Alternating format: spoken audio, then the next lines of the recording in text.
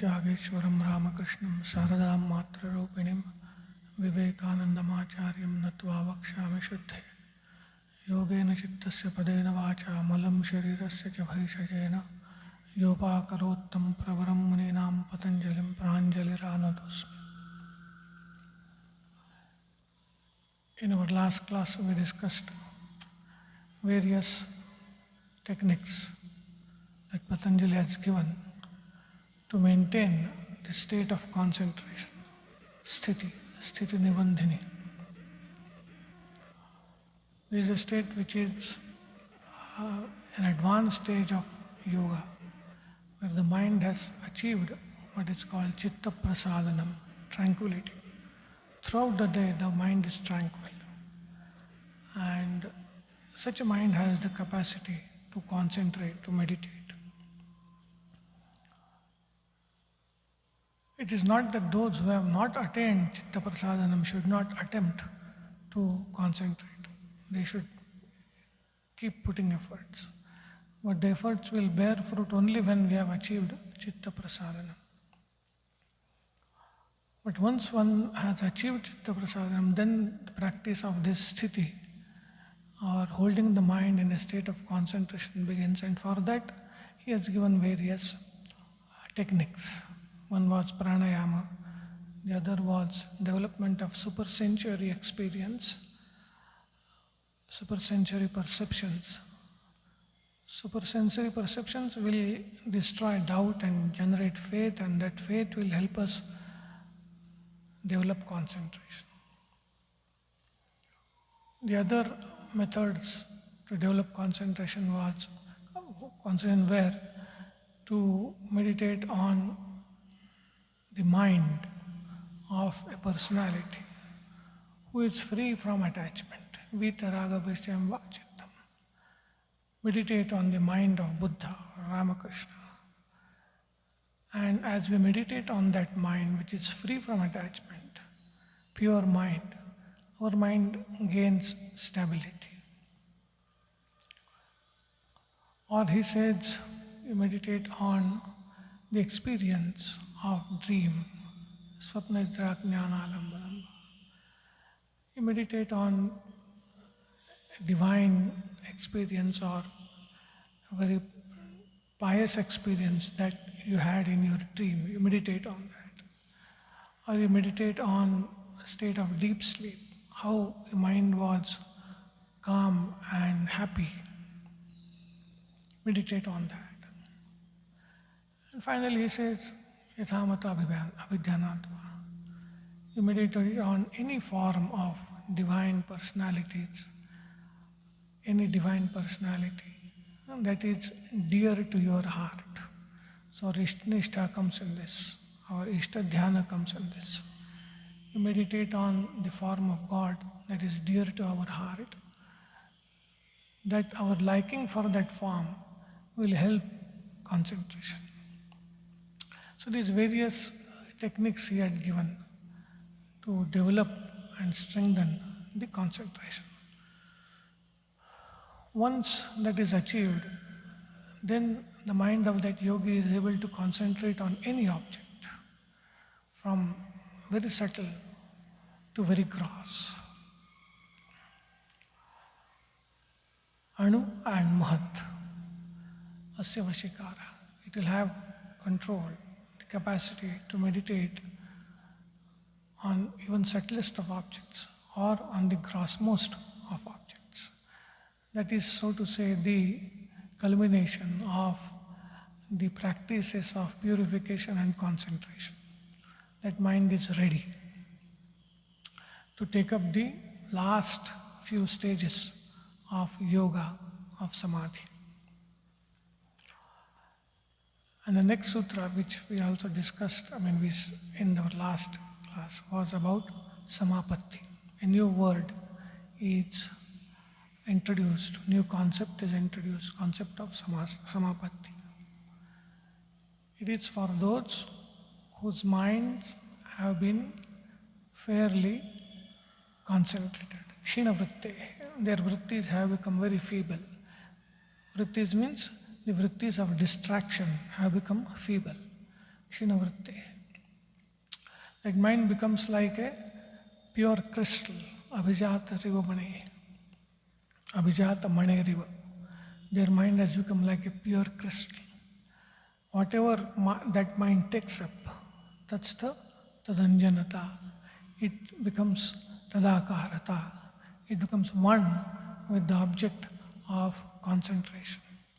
And this becoming one of the mind with the object of concentration is called samapatti.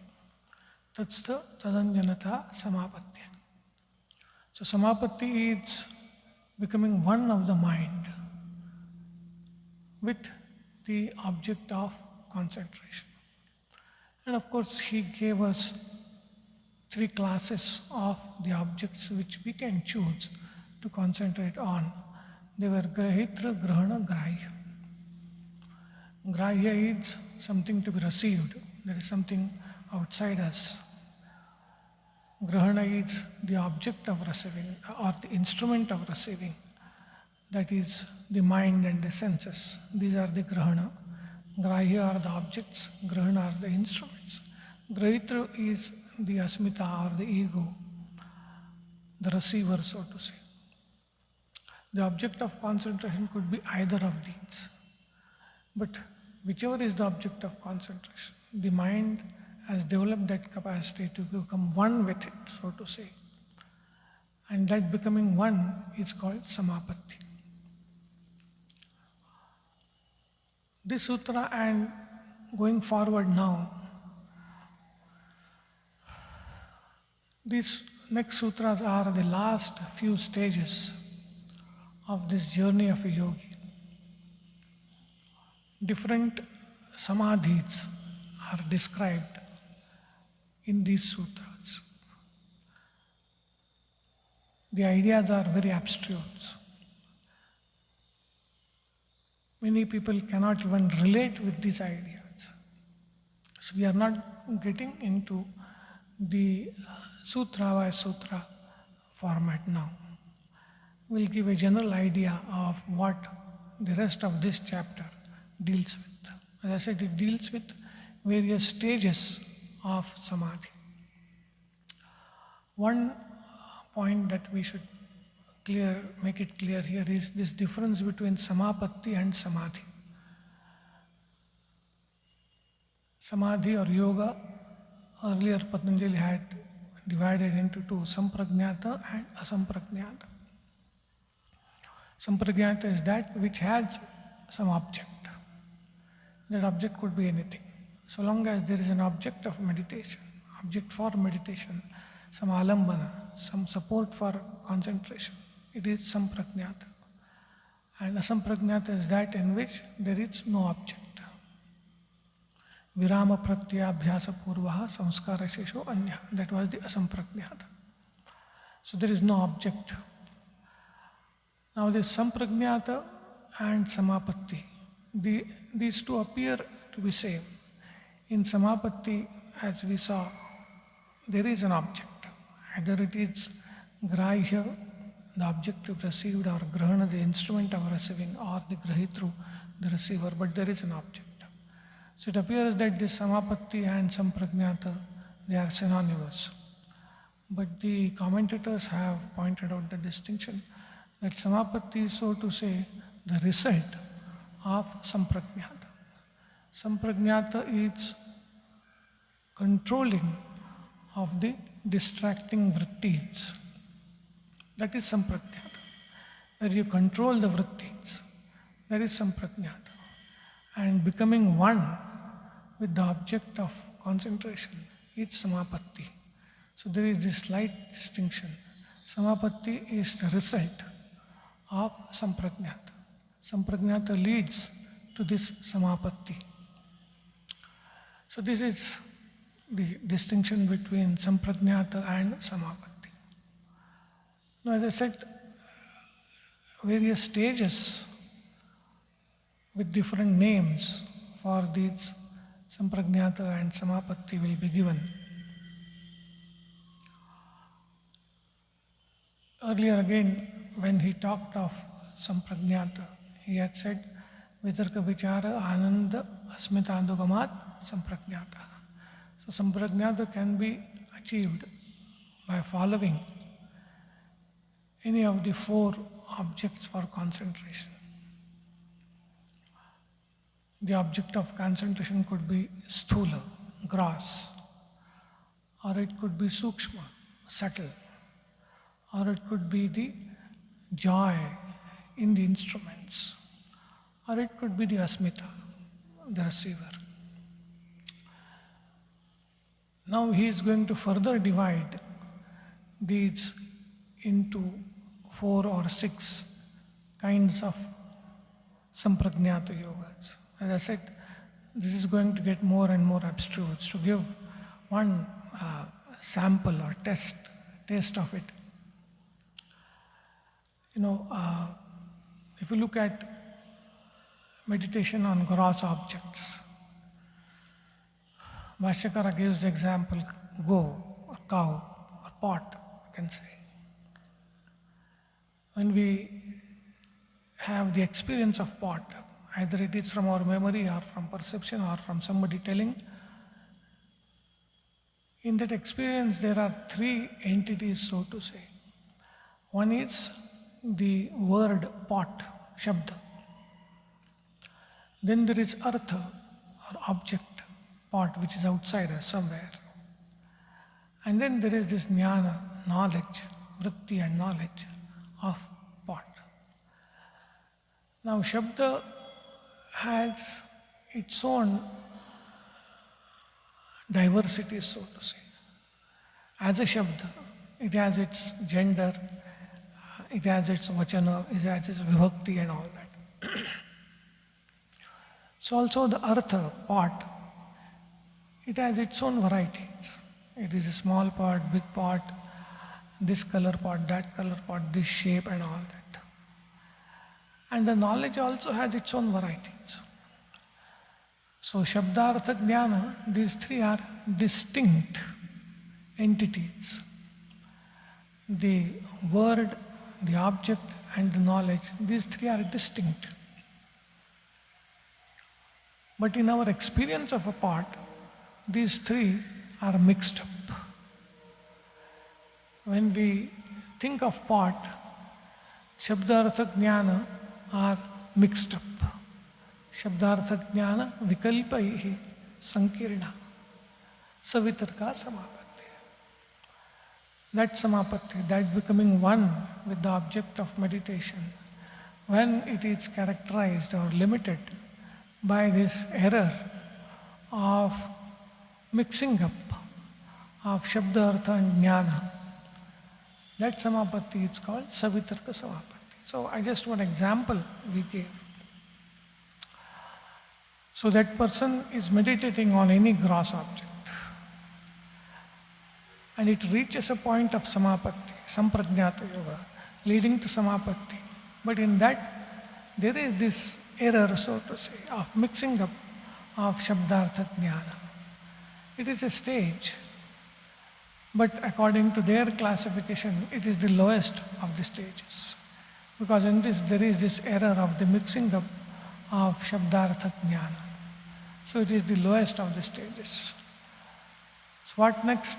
You purify your memory, you purify your mind, and then you are able to meditate on the object alone, free from this error of mixing. That becomes nirvichara samapatti. Like that, stage after stage comes up. This is one stage, so to say, one way of advancing from lower stage to higher stage, freeing our experience of the error of mixing the Shabdartha Jnana. The higher stage is meditating on subtle elements. See, according to these Sankhyas, there is this gradation of subtlety. And what is it that you call subtle? So that which is the cause of something else is the subtle. That is their definition. So gross elements, they have their causes in tanmatras. subtle elements, so to say. Those subtle elements are the causes of gross elements. So subtlety starts with these tanmatras. These are technical words. They have their own theory of evolution. These tanmatras have their causes in ahankara. Ahankara has its cause in pradhana, and pradhana has its cause in prakriti. Prakriti is alinga. Prakriti has no cause. According to them, prakriti is the mula, the first cause, so to say, the basic cause. It has no cause. It is eternally there, prakriti. Primordial matter, so to say. Out of that comes pradhana. After that comes ahankara, then panchatanmatras, and then panchabhutas, and then this modification of all that. So the yogi is next to take up meditation on subtle elements. So he begins by taking up meditation on gross elements, gross objects. Then the next stage is to take meditation on subtle elements, and this is called savichara, and this also has its own variation of nirvichara. And as I said, even the object in this vichara samapatti also has gradation from tanmatras up to prakriti. So this goes on. The object of meditation, object of concentration, becoming subtler and subtler, becoming purer and purer. Where does this whole thing lead? Finally it leads in samprajñāta yoga or samapatti, which will give sattva purusha anyatha khyati. There will come the knowledge of distinction between purusha and prakriti. That is prajñā. That is another term actually which is used here, which we should familiar ourselves with. The samapatti, which is becoming one with the object of concentration, that gives rise to prajñā, knowledge about that object. So samprajñāta yoga is controlling all the distracting vrittis and holding on to only one. Becoming one with the object of concentration is samapatti, and that gives rise to knowledge of that object of concentration or meditation, which is called prajñā. So this adds the objects keep becoming subtler and subtler, keep becoming purer and purer. So the prajñā, the knowledge that we get out of it, also keeps becoming subtler and subtler. And it finally ends in what is called sattva purusha anyatha khyati, the knowledge that purusha is eternally separate from prakriti. So we had said, Shraddha, Virya, Smriti, Samadhi, Prajñā Purvaka Iteresha. In one of the earlier sutras, he had given the path. So after Samadhi comes Prajñā, the knowledge. So here also, this whole gradation of various samadhis, it leads to this sattva purusha anyatha khyati. And the yogi is advised to keep on practicing this form of samprajñāta yoga, this form of meditation in which there is this knowledge of distinction between purusha and prakriti. This knowledge again, this samadhi again will generate its own samskaras. Those samskaras will, so to say, counter the other samskaras. Tajjaha samskaraha anya samskara pratibandhi. This samskara, which is generated by this samprajñāta yoga, it will counter other samskaras which are, so to say, give rise to distracting vrittis. Because see, even in this stage, samskaras remain. Samskaras have not been burned. That's why all these samadhis are called sabija samadhis. Samadhis with seed. Because these samskaras are there. We are controlling the vrittis, but the samskaras are still there.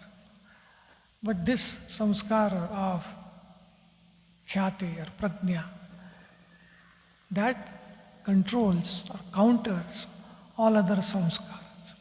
Swami Vivekananda puts it in a different way. He says the whole idea is control the mind, control various vrittis of the mind, and make only one vritti so powerful that it controls all other vrittis. That is what Patanjali is saying. You have one vritti, and samskara generated by that vritti will control the all other vrittis. And then the last, so to say, stage is tasyapi nirodhe sarva nirodhat nirbījaha. Even this samprajñāta, which is only one vritti, which has given rise to the knowledge of the distinction between Purusha and Prakriti, that gives rise to paravairagya. Tat param Purusha khyāter gunavaitvaśya. This gives rise to paravairagya. When yogi realizes that I am eternally different from the Prakriti and all its evolutes and constituents, then he practices, or he is to practice nirodha, suppression or offsetting of even this samprajñāta samadhi. That one vritti which was predominant, even that is suppressed. That suppression also is to be practiced. One suppressing is not enough. That's why he called virama pratyaya abhyasa purva. So there, once you start virama pratyaya abhyasa, that also you have to continue. Because even when virama pratyaya abhyasa has started, there will be samskaras. Even this virama pratyaya will generate its samskara. And that samskara will destroy all other samskaras. And when that happens, when all the samskaras are destroyed, the mind, having no support, will resolve into its own cause, which is Prakriti, leaving the Purusha alone in its own pure stage. And that is called Nirbija Samadhi. It is called Nirbija because no samskaras are there. And this is the last stage, so to say, or that is the state of Kaivalya, when even the mind has resolved into its own cause, which is Prakriti. When that happens, Purusha is left alone. It realizes, or it has been pure all along. Because of the proximity or reflection in the mind, it has been thinking itself to be tied up and all that. When the mind is resolved into its own cause, there is no cause for the bondage of the Purusha, and it remains Kevala as it has always and already been. This is the Nirbija Samadhi, Asamprajñāta Yoga, whatever you call it. So this is how this first quarter, Pratamapada of this Patanjali Yoga Sutras concludes with the description of various samadhis. Om Shanti Shanti Shanti Hari Om Tat Sat Sri Ramakrishna Arpanamastu.